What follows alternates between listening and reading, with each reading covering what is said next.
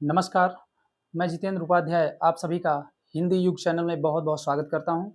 आज हम लोग संज्ञा से एलटी के पाठ्यक्रम की विधिवत शुरुआत करने जा रहे हैं। आइए हम लोग शुरू करते हैं। संज्ञा किसी व्यक्ति, वस्तु और स्थान, भाव आदि के नाम को संज्ञा कहते हैं। हम लोग जानते हैं इसमें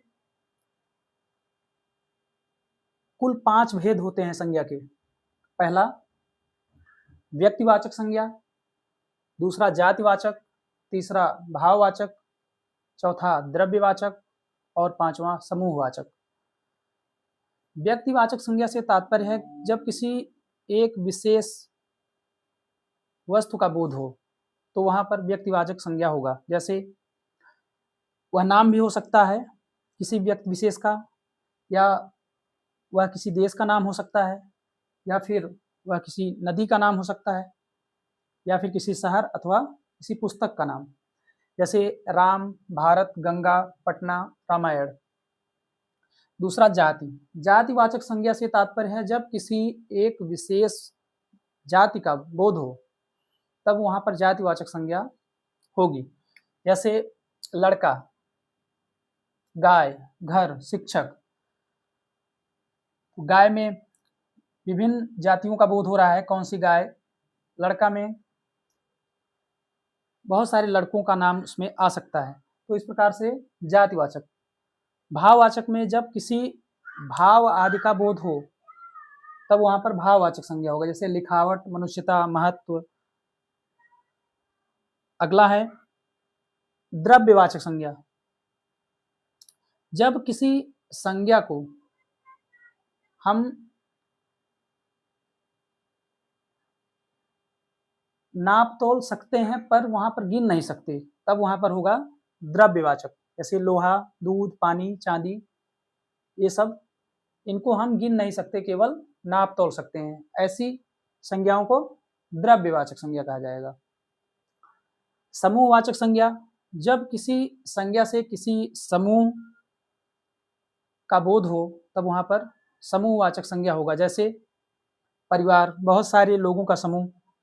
झुंड, पशुओं के लिए। गुच्छ, जहां पर गुच्छों की बात हो वहां पर। और सेना। संज्ञा के कुल 5 प्रकारों में इस प्रकार से हैं।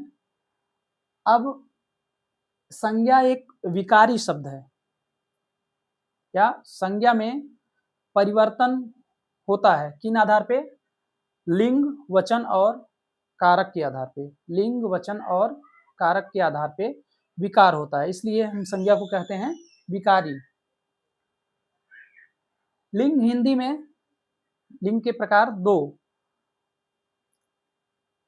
पुल्लिंग और स्त्रीलिंग। जब किसी पुरुष जाति का बोध हो तो वहां पर पुल्लिंग, और जब स्त्री जाति का बोध हो तो वहां पर स्त्रीलिंग। इसी प्रकार हिंदी में वचन की संख्या जो है 2 ही है, एक वचन और बहुवचन। जब किसी एक संख्या का बोध हो तो वहां पर एक वचन, और जब एक से अधिक हो तो वहां पर बहुवचन। इसी तरह कारक भी संज्ञा के विकार के रूप में हमारे सामने आते हैं। यह 8 प्रकार के होते हैं। कारक सीधा क्रिया से जिनका संबंध होता है उन्हें हम कारक कहते हैं, और कारक को प्रकट करने के लिए जो चिन्ह प्रयुक्त होते हैं उन्हें विभक्तियां कहते हैं। तो कारक 8 प्रकार के: कर्ता, कर्म, करण, संप्रदान, अपादान, संबंध, अधिकरण और संबोधन। इनको पहचानने के लिए जो एक चिन्ह प्रयुक्त होता है उन्हें विभक्तियां कहेंगे।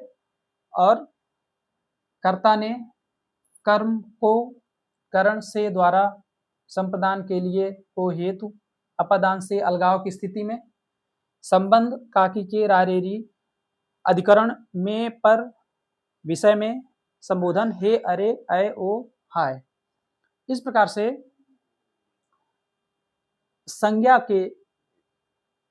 संज्ञा में विकार जो करते हैं वह 3 प्रकार हैं: लिंग, वचन और कारक।